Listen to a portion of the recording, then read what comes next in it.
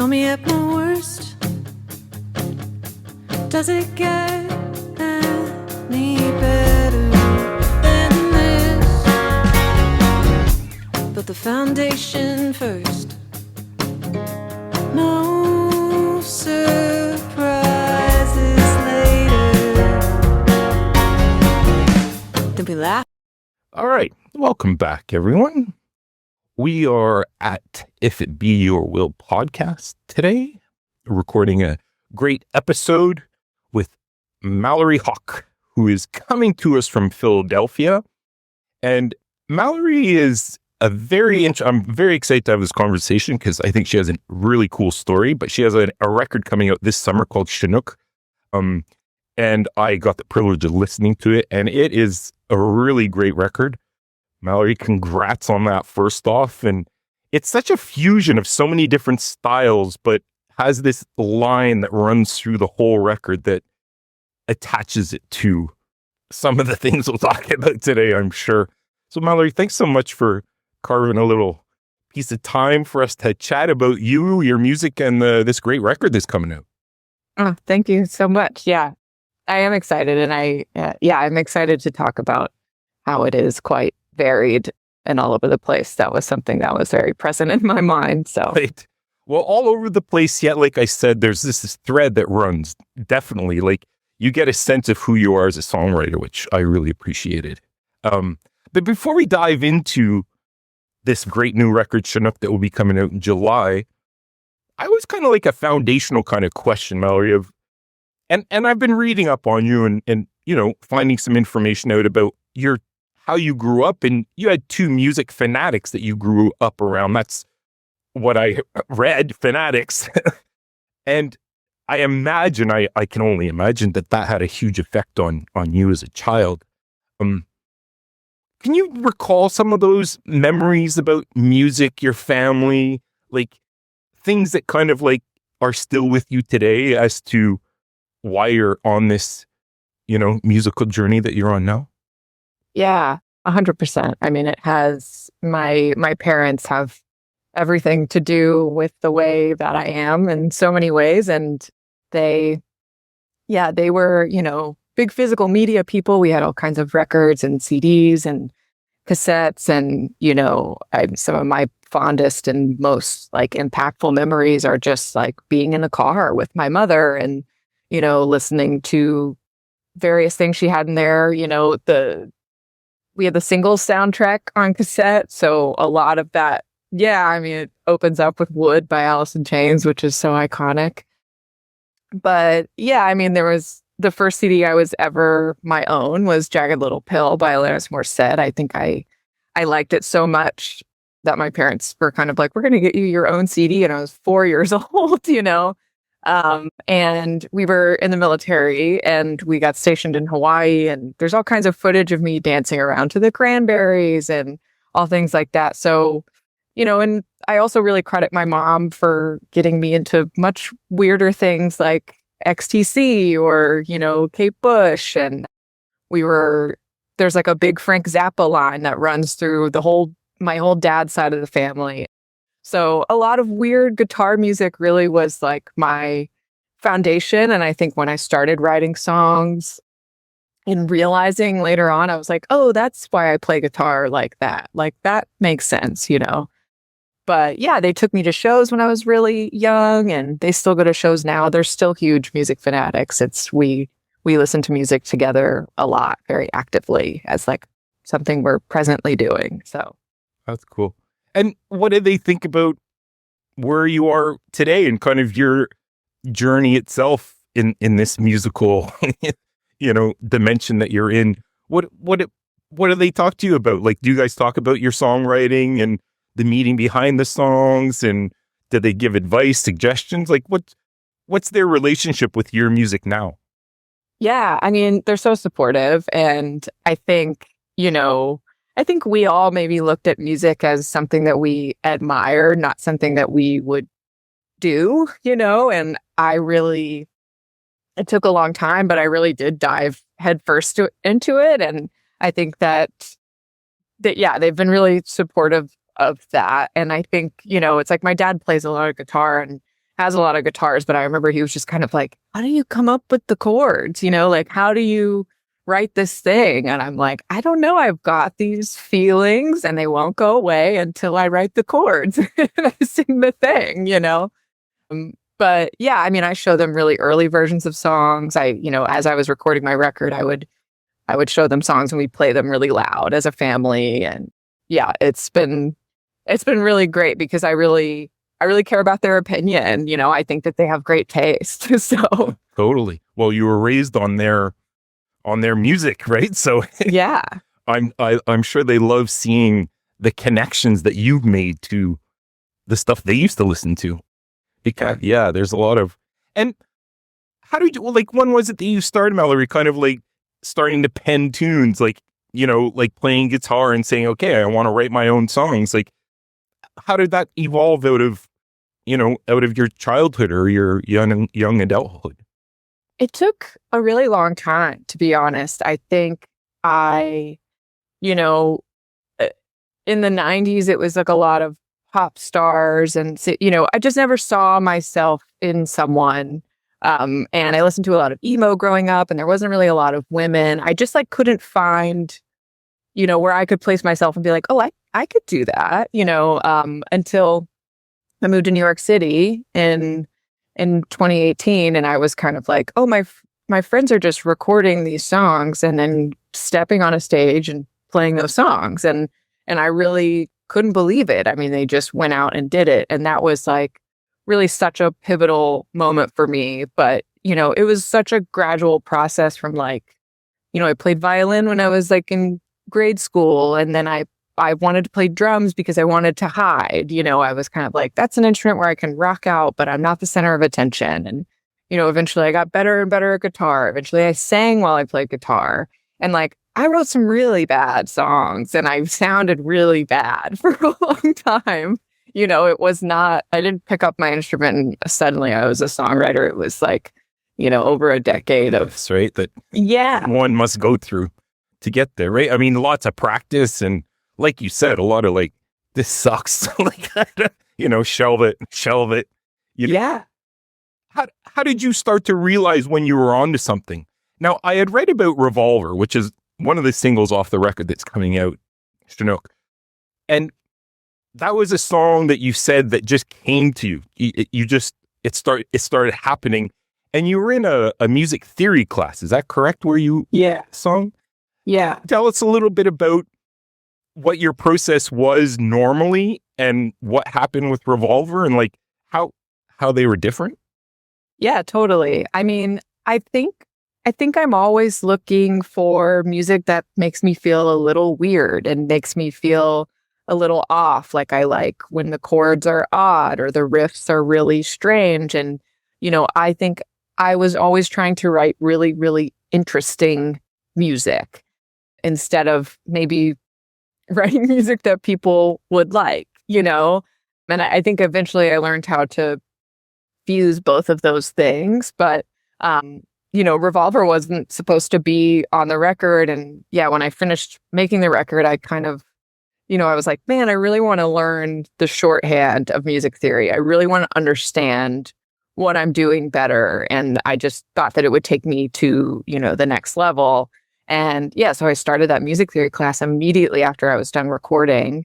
And, the homework assignments were like, write a song in like 1, 3, 5, 3 major chords and then add in 1 minor chord or, write with a 7th chord. And that was the challenge for Revolver, was to use 7th chords. And I did it wrong, but, the song came out. But I had a deadline. I was like, okay, my demo homework assignment is due the next day.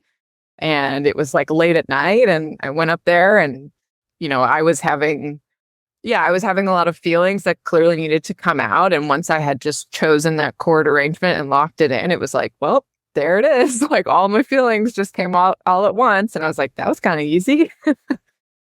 So yeah. And I just love when that happens. That's happened a few times where it's just like, oh, it's flowing and I need to just let it flow. And then I turn it into something presentable. Right. I've also read that you are quite a perfectionist or you were and are evolving. did that help or hinder in the writing process of, like filtering yourself a lot and like, I'm not sure about that, not sure about that. Like, how did you deal with, that sense of, I want it to be perfect in a world that is not perfect? And in a, music is not a perfect science all the time. How did you navigate that? And has it lessened at all over time? Yeah, I think it has really. I'm like not so diligent of a perfectionist that like the song has to be, it's more about the feeling of the song that has to be right. I'm like, if it's lacking like the oomph, like we're going to redo it. Revolver is a great example. I redid all of the vocals because I recorded it because we really tacked it on last minute. Then I went on tour and I played the song live a lot. And I was like, oh, I can sing this better now. I said, I feel it within my soul now. And I want to, and I redid the vocal and we didn't comp anything together. We fully used the new vocal and we're like, yeah, that one was better. It felt better. And that's what it is. I mean, it was fine before, but yeah, I mean, and also collaborating with people, Sam Akion, who, was the producer of the record. He was just really someone I could rely on. But it's like, when you come to them and say, I'm going to record the vocals, they're like, I don't, that was good. It's fine, but it really did work out. But yeah, I think collaborating with people also helps with that perfectionist thing. I think I like music that has little blips and errors and feels really human. I think we all do. So yeah, I've tried to stay open. It's just the standard that you set for yourself is so different. And like remembering that impossible standard is like always going to be impossible is like a good thing to think about in the studio. You're like, we're just making what happens today and that's fine. Yeah, I love that mindset. It's freeing, it seems too. Like it's like not all the weight of the world is upon the shoulders or upon the song shoulders.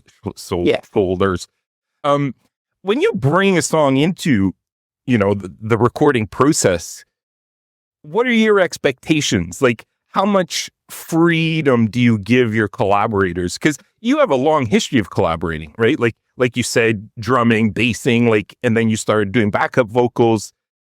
So, collaborative, because you've been a part of collaboration, but now focusing on your music, how is it to collaborate with your stuff when it's like close to your heart and it's you? Like, how much give and take did you have when you went into the studio to record Chinook? Yeah, it's hard. I think when I really learned how to use Logic, and I was able to really, put my ideas to paper, it was kind of really life-changing for me. But it's like, I've been doing that for a few years and like, I'm not an engineer, I can record in my bedroom and I can get so far. But, a lot of times I'm like using the stock sounds that are in the DAW and I have bigger dreams for a song, than what I'm capable of doing. And, I think I was used to just kind of being able to collaborate with other people or having my bandmates around or just kind of being like, okay, we got to take this to the next level. But, when it's all up to you, which like I recorded a whole EP like by myself before this one. And I was kind of like, oh, I needed someone else just to, if not just to help with the decision fatigue or, just to kind of validate you in the moment. But yeah, it was, I've opened up a lot. I mean, some of the demos that I brought were pretty much done, it would be like, okay, we're going to add like a little bit of percussion to this, but it was mostly just like taking the stems from my demo, re-recording them in the studio. But then, yeah, as we moved on later and I really trusted the team I was working with and, my engineers and Sam, and I just was kind of like, here's a voice memo of a song I just wrote. Like, this is kind of what I wanted to sound like. Like, let's bring that to life. And I found that sometimes that even worked better than me bringing in a fully fleshed out demo because like everyone felt like they got to contribute. And so it really is a mixture of both on the record. And I like working both ways now. But yeah, it's so valuable to have like the trusted collaborators where you're like, this is really imperfect, but I know that the idea is there. So like, let's polish it, Right. talking about the release that's coming out, Chinook, how did that all come together? Like, were these songs that you had been gathering over time, or was this like a session you sat down with and kind of like vetted, a handful? And what was your intent behind the record? Like, what were you hoping that people would get from it? I mean, I know it's kind of a guessing kind of question, but in your intent, when you're creating something, you have this intention behind it. What was your intention behind Chinook? That's such a good question. I think when I started it, I don't think I knew really. I think I knew that I wanted to make a record, and I think I knew that I had written a lot of songs that I was really proud of that had gone to these like fallen bands, and I was really emotionally attached to them, and I was really just kind of starting to really believe in myself and my songwriting. I don't think I did previously, and yeah, I mean, in some of the bands I was in New York, it's like people started showing up to the shows, and we didn't even have music online. And I was kind of like, oh, like, they like me, which was just like kind of a revelation. And a lot of people were just very generous. And a lot of my friends, they really helped kind of give me the confidence of like, you can do this, and it's like, oh yeah, I do have a hard drive full of like 40 demos. And like, I bet there is an album in there. But of course, as I started recording, it's like, songs that I wrote while I was recording made it onto the record, and songs that I wrote, for other bands that like maybe didn't feel like they fit, they made it on the record. And I tried to stop thinking about, I tried to stop thinking about what other people might think of the record, because I was like, I want to make rock music. I love rock music. And I think my rock music can both be really sad and it can also be really zany. And I love both ends of the spectrum. And I think as I was halfway through it and, got a feedback from my collaborators and friends, I was kind of like, yeah, maybe that is the intent, to kind of show the spectrum of rock music that I like, which is a lot. Yeah. Oh yeah. And I love that what you just said too, because I felt that when I listened to it. I've listened to it probably a dozen times, and you start to feel, okay, there's that rock song. Oh, I love this folky kind of approach. Oh, here's a little bedroomy, and oh, here's where we rock out. Like, there's so much happening, but in this really nice flow through the record. It's tough when people only have access to 2 tracks. Don't worry, guys. July 24th is coming. But when you only have access to 2 tracks, you don't really see the dynamic of it all. But as a whole, it really, really works as a record, in my humble opinion. It really... Thank you. Yeah, thanks. Yeah. Thanks for saying that. That is the struggle with rolling out just a few singles at a time, especially on a record like this, where I was like, doesn't really give the snapshot. You just have to hope that people will listen to it start to finish. And I think there's still album people out there who will do that. So Totally. And what's the metaphor behind Chinook? Like, why is that the title of it? Can you flush that out for us a bit? Yeah, totally. I think there's a lot of songs on the record. Like I said earlier, I write from this kind of really soft and tender place, and I also write from a very angry place. Those are typically where my songs come from. And, when I listened back to the record as a whole, it didn't have a name, until kind of the end of it. I, of course, had a few things floating in my mind. And I think living in my hometown while I recorded this record also had a huge effect on, my lyrics and my approach, and some of the, the song 4 O'Clocks that'll come out. It's like about my, our first military home that got knocked down to create a highway for the military. And then it got hit by a tornado and, all these things. But since I was a kid, we would always point up at the helicopters, and constantly helicopters flying over Fort Bragg. And, we would point up and my dad would be like, that's this helicopter, that's this helicopter. But the only one that I could recognize was the Chinook, because it had 2 propellers and it was very commonly flying over. But Chinooks, despite just being really cool, interesting, machines, like, they are primarily used as like a rescue machine or to heavy lift something. They're not really an attack vehicle. They're a vehicle where it's just like, oh, put it in the Chinook, like the Chinook can handle it. And I think, there's such a feminine rage that lives on my album and that lives within this person who, military towns are very heterosexual and traditional. And, that's not who I turned out to be. But yeah, just the idea of always being a caretaker, always being the woman who's kind of like, oh, I'll get it.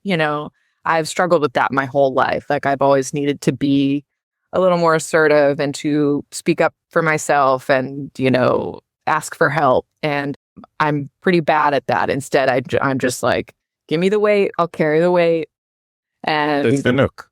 Exactly. Yeah. So Go, right? Yeah. That's interesting. I love the title. And I love how it's connected to your childhood and old memories and music, and like it's just this great collage that you've painted for us here today, Mallory. My final question is what happens from here on to the end of the year? So the record comes out this summer, and are you planning on supporting it? Are there other things in the work? Maybe what the next single we can look forward to? Is there anything that you can share with us about the rest of 2026 in your music? Yeah. I mean, I'm really hoping to go on tour. I'm trying to book a little one for myself, but I love to be on the road. And I've never had a full band behind my music before. So I really am excited to get that going. I do have a show in Philly on July 22nd, right around the release. So I'm excited for that. But yeah, I mean, I think that, I've already got most of the next record written, and I'm really eager to get back in the studio, but I'm also trying to stay really focused on this. But yeah, it's already been a lot more relieving than I expected to start releasing this music. And, like you mentioned, I'm excited for people to hear the full spectrum of where I'm coming from. And I really just want people to resonate with it. I think if 10 people like it or 10,000 people like it, I really am I'm already just so pleased and happy that I've like put all this work in, and I'm doing it the best I can. But yeah, feels like I'm coming out into my own as a solo artist, which was so scary, but it really does feel liberating. It feels great. So yeah, I just hope to really get on the road and, play rock music and meet people who love rock music. Well, I wish you all the best in that. It's a really great record. Congrats on it. I'm already a check mark on people appreciating it. I really appreciate it. I'm going to give it another listen when we check off here, because all these songs will have new meaning now. Yeah. Oh, that means a lot. Thank you so much. And people, check it out. July 24th. It's coming out. You can get it through Bandcamp. Mallory Hawk, Chinook. Thanks so much, Mallory. This has been really great. And all the best with this record. You deserve it. Thank you. You.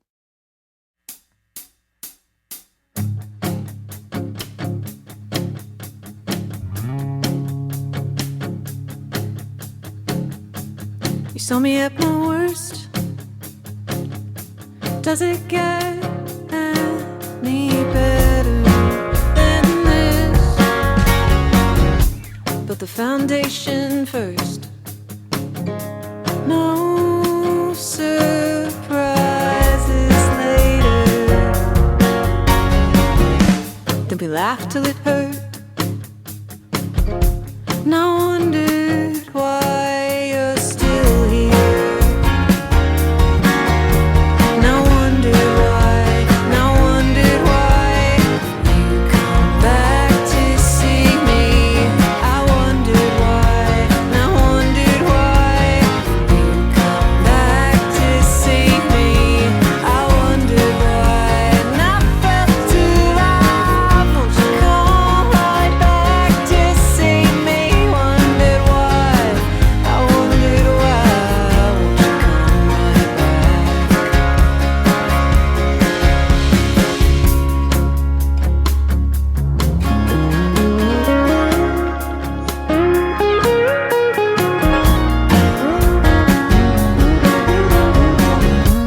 You saw me at my worst. Does it get any better than this? to change to burn.